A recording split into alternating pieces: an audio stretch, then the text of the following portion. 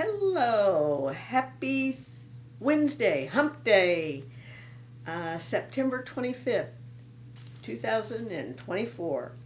So we're going to talk some more on shadowing. We're going to try to get through this today, okay? When we don't know our shadow, we engage in a never-ending cycle of self-deception, and that is so true.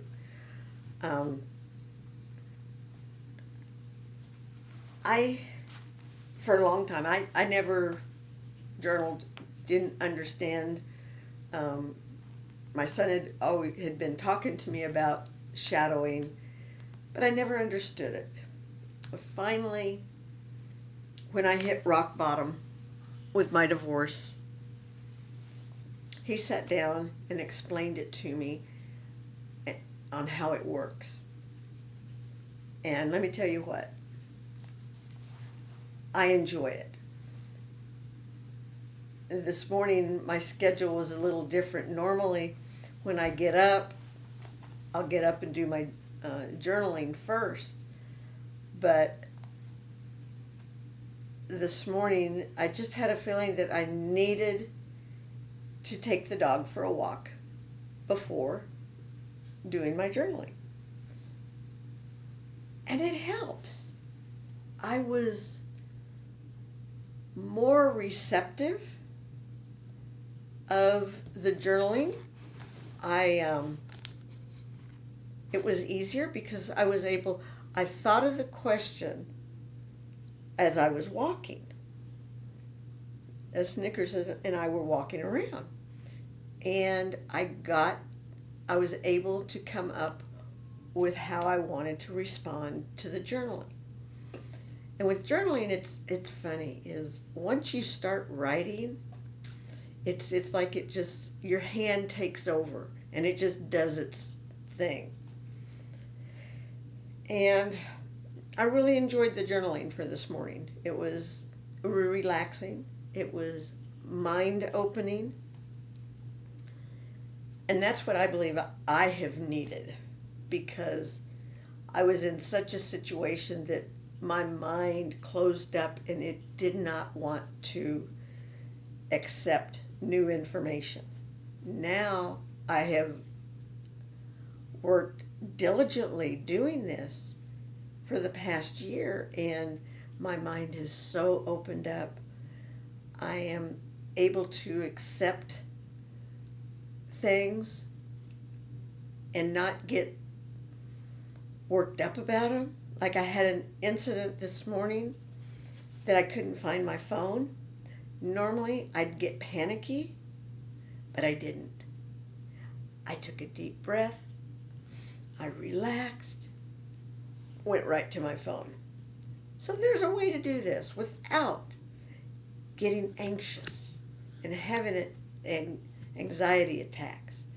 Just be patient with yourself.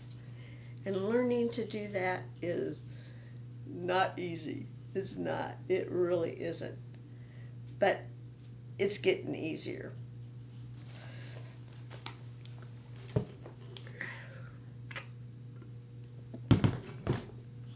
Okay, so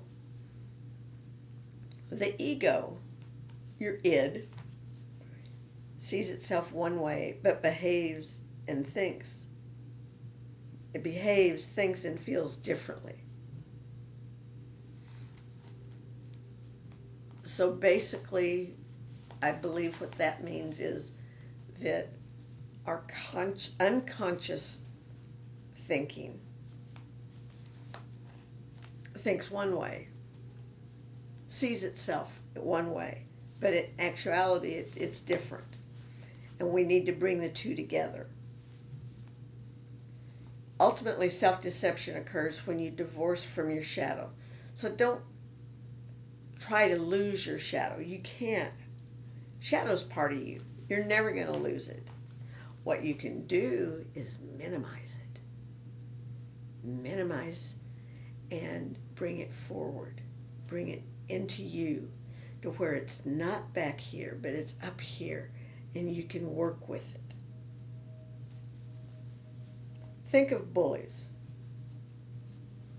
whether it be a male or a female, because there are bullies of both. Trust me, I've met them all. Who sees themselves as strong and brave while hiding from deep-rooted insecurities, fears, and cowardice. And that's why they're bullies. They can't see. They can see. They feel their insecurities. They don't like them. So what they do, if they see that same insecurity in someone else, they will bully them. They will make fun of them. They'll give them wedgies. They'll do all sorts of mean things. The bigger the shadow, the less the shadow knows about themselves. It's more unconscious.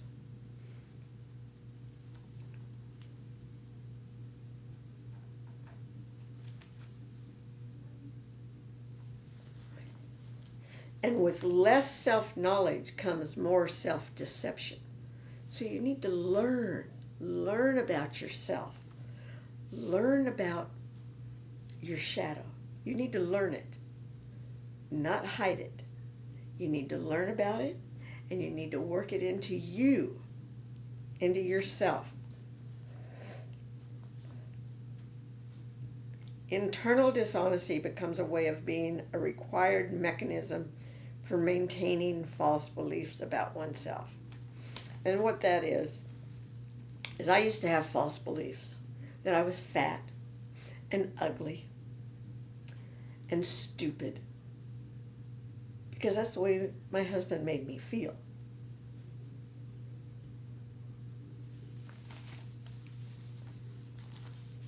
And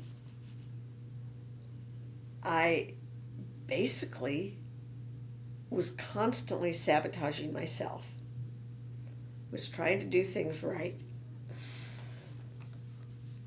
But what I did was sabotaged myself by believing that I was stupid, fat, ugly, and just undesirable.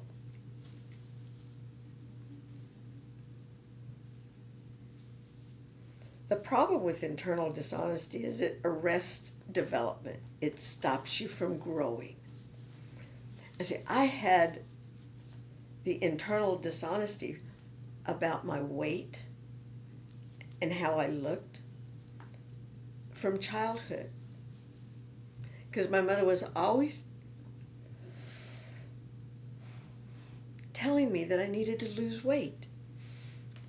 In junior high, in elementary school and junior high, I can remember taking half a tuna fish sandwich on Pepperidge Farm bread, which is that real little skinny bread that's not much bigger than this.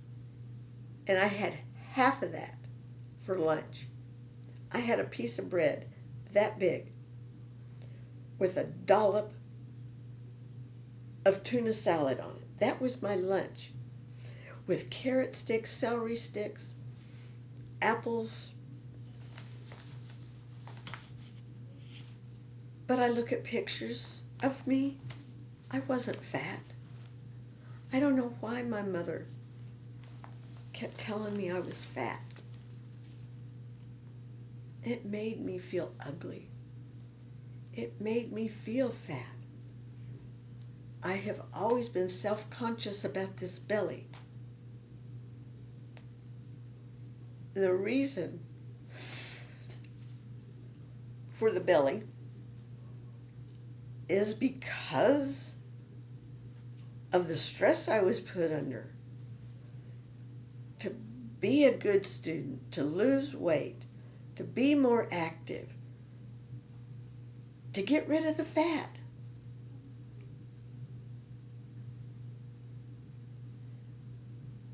So for 60 years, I have fought obesity, but I wasn't really obese. Well, I did wind up being obese, but as a child I was not.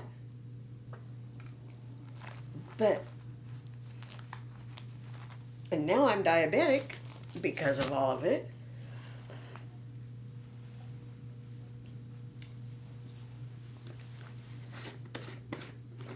And so now, when I get hungry, I eat nuts.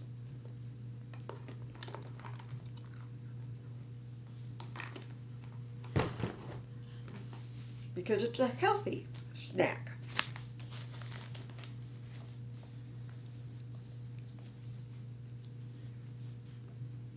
The problem with internal dishonesty, it arrests your development, stalls internal growth and psychological development. During this conflict, a psychic war occurs within you, and it's called Jekyll-Hyde syndrome. I had a bad case of that. During the last 20 years of my married life. Because I was always trying to lose weight. And in trying to lose weight, I would lose myself. And I finally got to the point that myself was nowhere. Nowhere to be found. I couldn't find myself if my life depended on it. Because I couldn't find it. It was so buried, so hidden. So hidden in my psyche that I couldn't get it out.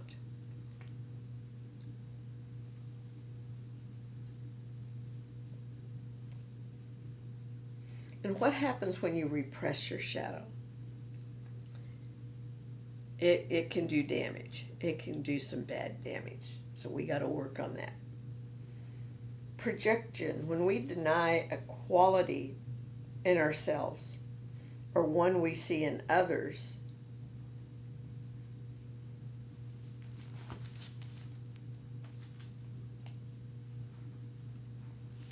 it's a way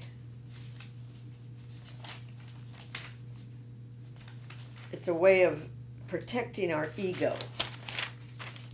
And our ego seems to think it needs protection all the time. And I think it does. Because our ego is what is real within us.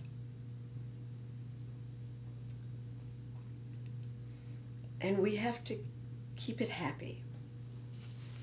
If we get irritated when someone is rude, there's a good chance you haven't owned your own rudeness. And that's true. That is true. If you get upset because somebody's rude to you, chances are you've been rude to somebody before and never accepted it. I know I've been rude to people. I'm not proud of it. But I know that I've done that. And I know I shouldn't. And I won't. I don't like being rude to people. And I don't like people being rude to me.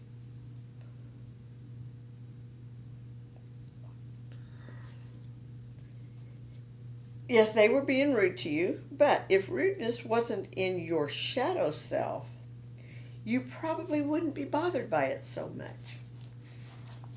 So that tells you that your shadow self is the one that's rude to people. And you need to make sure that rudeness stays in the shadow. We don't want it coming out, but we have to be aware of it. And when it tries to rear its rude head and be rude, we need to squash it down and not let it happen. And we can do that. Let's say you're going through an opening, like a doorway, and somebody's walking towards you and you're walking the other way. Most people, if it's a very narrow space, will stop and let the other person go. But if the other person just keeps on walking and doesn't acknowledge that you're there, be the bigger person. Let them go. Let them come through. It's not going to cost you a thing. Does not cost you a thing to be kind. It costs you to be rude. And what does it cost you when you're rude? It hits here. It hits in your heart. It really does. Because when you're rude to somebody, I have found that if I feel like I'm going to be rude to somebody, that it makes me angry. It makes me shaky inside, and I don't like that. So I tamp it down to where it won't bother me. Because I don't want it to bother me at all.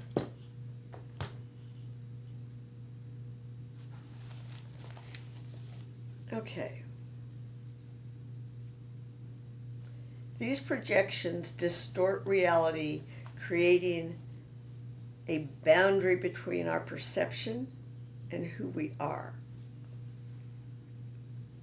And there should be a boundary.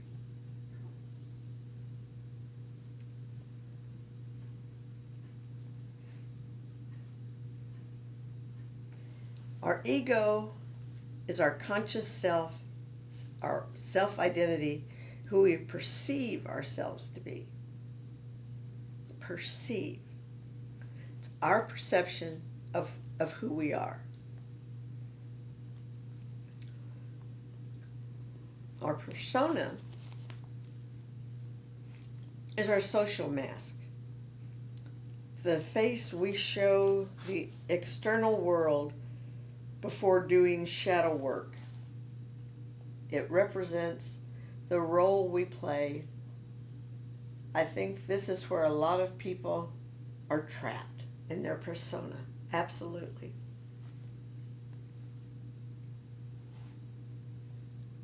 They don't want to be their constant self. I don't understand why. But I want to be conscious of myself.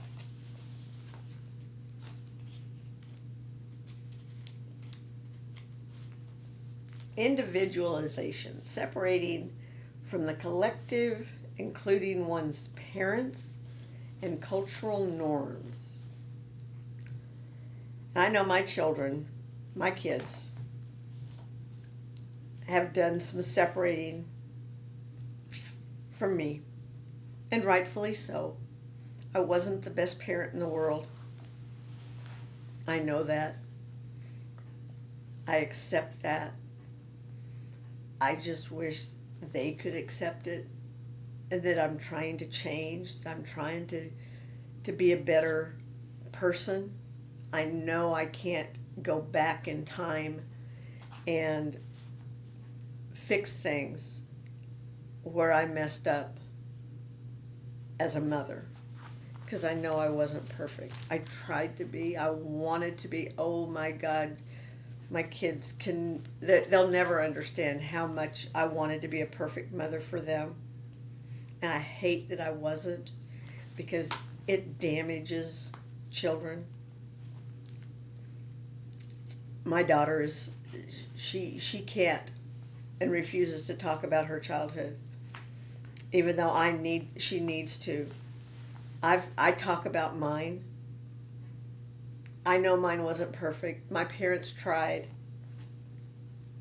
But they weren't perfect parents. They did the best they could. There were no books on how to raise children. There was nobody talked about shadowing. I know as a child, we all had diaries, and that's basically the same thing. So if you ever wrote in a diary, you were shadowing, because that's talking about what's going on in your world. And you put it down on paper, and if any of us kept all of our diaries, we'd have a lot of diaries, wouldn't we? But I wish I had kept mine. I could look back and see where my childhood was a mess. I don't know. I don't know if I would or not. But it's a thought. It's a possibility. And then I could work this out. But I don't. So what I'm doing is trying, like I said, I've been shadowing for a year. I've grown in that year. Trust me, in shadowing you do grow. You lose. I feel like I lost a lot of negativity. I know I still have some in there, but I know that what negativity I do have doesn't come out much. I don't project it very often.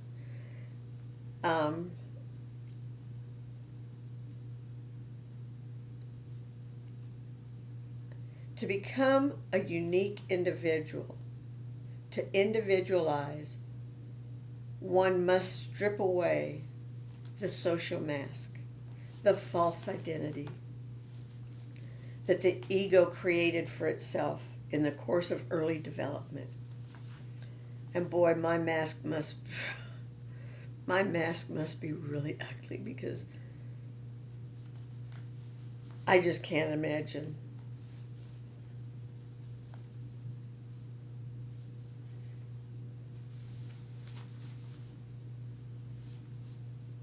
The unconscious influence of the archetypers, the goal of individualization.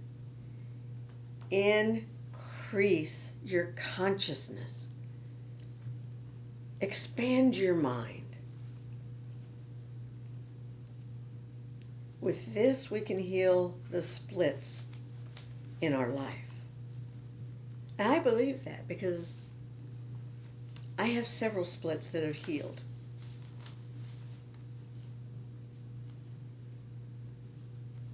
And it makes us whole when we bring the dark into the light. And the shadow is your dark side.